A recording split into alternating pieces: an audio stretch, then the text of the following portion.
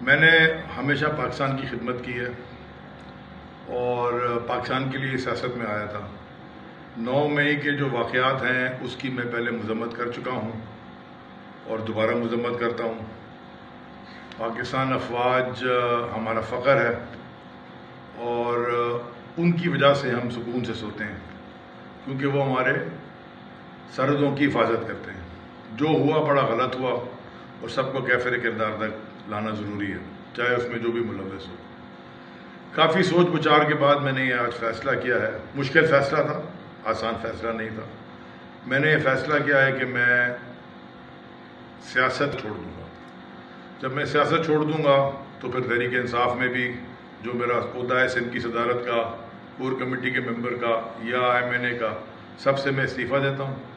میں پاکستان کی خدمت کرنے کی کوشش کروں گا، میرا پاکستان کے لیے کام کروں گا، باہر سے انویسٹمنٹس لاؤں گا۔ پہلے بھی میں یہ کرتا رہا، سیاست سے پہلے بھی میں پاکستان کو فورن ایکسچینج لا کے دیتا رہا، ایکسپورٹ کرتا رہا۔